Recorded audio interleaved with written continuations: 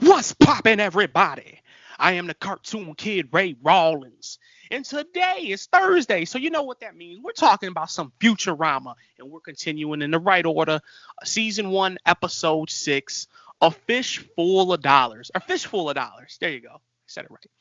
But before we get into this episode with a really interesting name, we're going to ask Alex Payne what's happening in this episode so he can give us the breakdown before we break it down. So what's going on?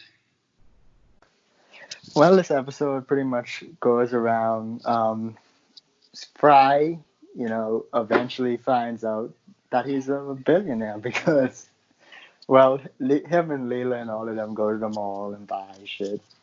But he's a bit short on his money because he wants to buy these, I think they were called, speed briefs or something like that? Some type of boxes that he definitely looked too small for. He had them fucking ties showing, boy. Big boy ties. But continue. But no, I think there was like full on jockey briefs, bro. I think that's what they were supposed to be, them sexy bongi, show my bongi briefs. But anyway, he was so flexing with them motherfuckers on though in the store checking. Boy, continue. But basically, Bender steals a bunch of shit as you would expect.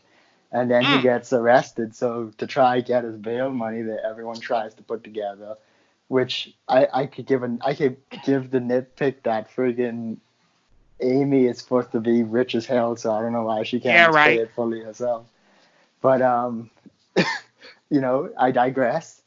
But so basically, Fry goes to his old bank and realizes he had, I think it was 96 cents in his account. 93. And that interest piled up so damn much that it was $4.3 billion dollars. So basically, like the rest of the episode is just him living a rich life, but also at the same time trying to buy back the life he had when in the 90s.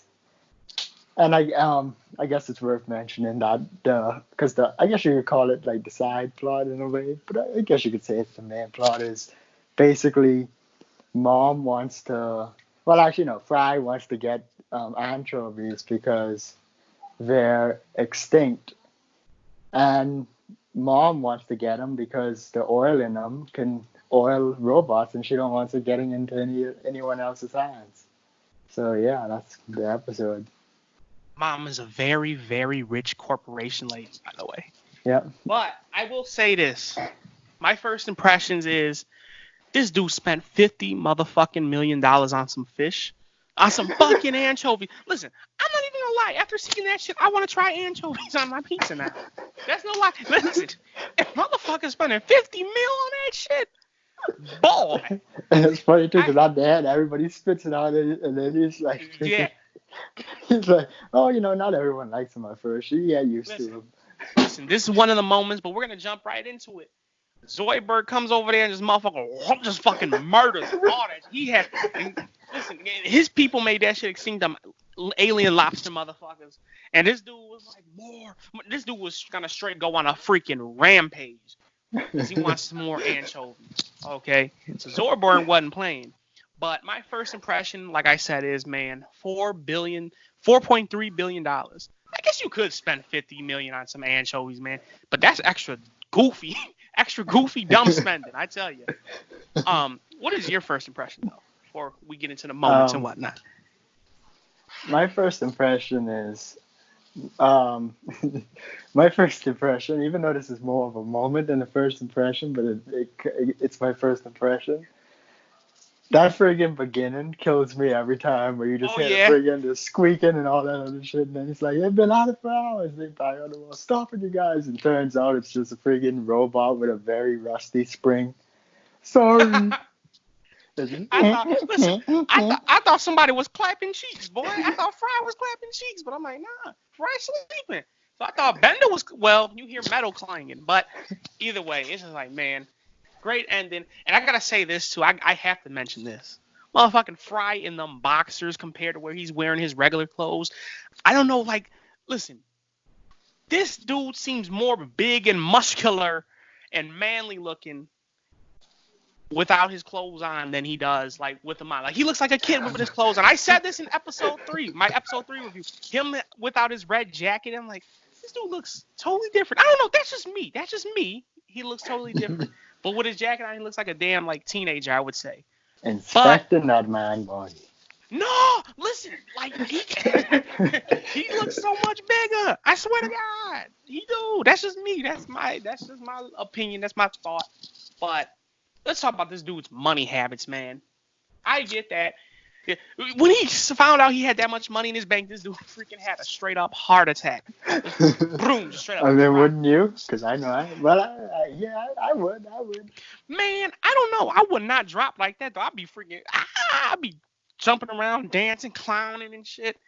And then you see him ordering pizza in the next scene like it ain't nothing. Yeah, pizza dinner on me, guys. So freaking calm.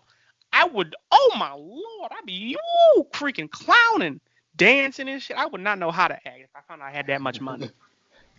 But his money habits are fucking outrageous. And he ended up getting jacked for pretty much everything he owed. So, because this corporation bitch's plan was like, yo, we got to bankrupt him and we can buy the anchovies back from him. And it's just like, man, dude lost all his money, can't get it back, which I guess is a good thing because, you know, he ended up abandoning his friends. So it's just like, man, it's kind of screwed up, everything he went through. And then he ends up getting jacked for all that money in the end. But that's what you get, man. You can't fucking follow your money like that. You can't be, what's the word I'm looking for? You can't be subservient to it, or you can't worship it. There you go.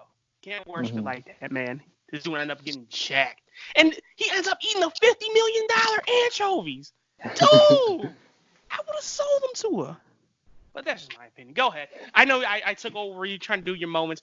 Go ahead, do your moments. I have the only one that I had was a Zoidberg eating up all the what's it called, anchovy pizza. I can't remember anyone's. One that had me laughing was when friggin' he was listening to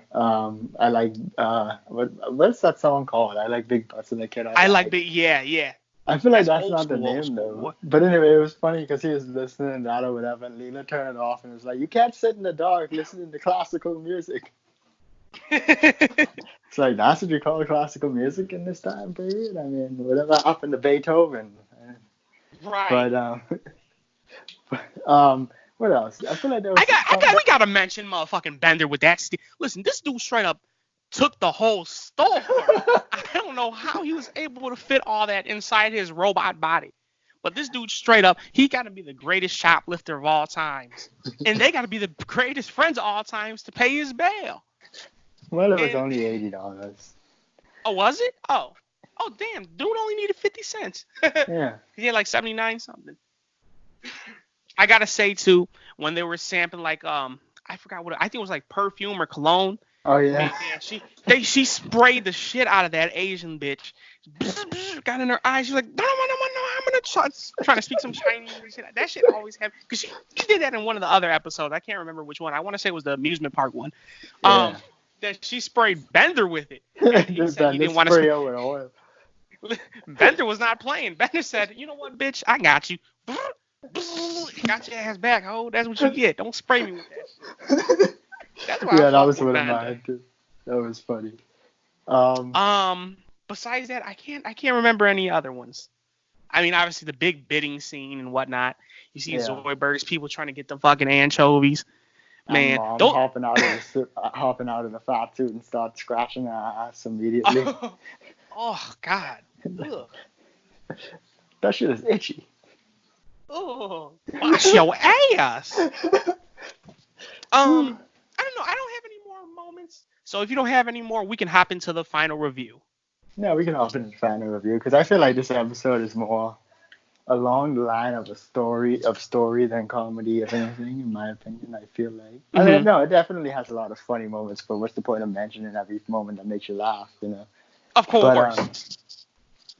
But I think the idea behind, because you could tell this episode is kind of basically saying you can't buy back your childhood or buy back your old life. Right. And, Futurama once again hitting us with them hidden messages. Love it. Yeah. Go ahead. And it's because, like, you try to buy back your life, and people try to people try to live in the past instead of appreciating the people they have now and stuff, too. Right. So yeah, I thought the message in it was really good. Thought it had some funny moments. The ending climax is really hilarious to me. The friggin', and be like, oh, not everyone likes him at first. They kind of grow on you, and then obviously Zoidberg come and eat all of them too. I like how it Um, transitions, zooms in on his eye, goes to his pupil, and then like right to the credit. Boom, like yeah, it was nothing. I thought that was pretty dope. I ain't even gonna lie to you. It's something so simple, but it's like, oh, that's dope. I like that. But go no, ahead, yeah. continue. Um, so I think I'm gonna have to give this episode a nice solid 7. I think it's a really Ooh, decent episode. Got a lot of good laughs. Had some nice messaging in it. Yeah, I like the episode. I'm gonna just say you motherfucking pretty much nailed it right on the head. I'm right there with you. Pretty damn good episode. Um, I wouldn't go as far as say it's my favorite out of the season, but it's definitely up there for sure. It wasn't bad. Great message, like you said. Great plot. More story driven than comedy driven, but it also had some good ass jokes in there. Just little stupid scenes like the whole perfume scene and having them spray each other with that shit. It was pretty funny. Um, I gotta say, I'm right there with you. Hit it. I'm gonna hit it with a nice 7.5 though. 7.5 classic Ray Rawlins. I think this episode definitely it's got to be probably like, well, I can't say top 3, but I'm sure I got to think about that because I want to do a top 10 of Futurama episodes or maybe the entire episodes of the series or of season 1 rather. Season. But Yeah. yeah. That's basically it, man. We both hit it with a nice 7. He hits it with a 7.5. I hit it, or no, you hit it with a 7. I hit it with a 7.5. But that's pretty much it, man. Cartoon Kid channel where we talk cartoons and we do it daily. Let me know your comments. Tell me what you think of the episode. And that's pretty much it. We'll see you when we see you. Peace.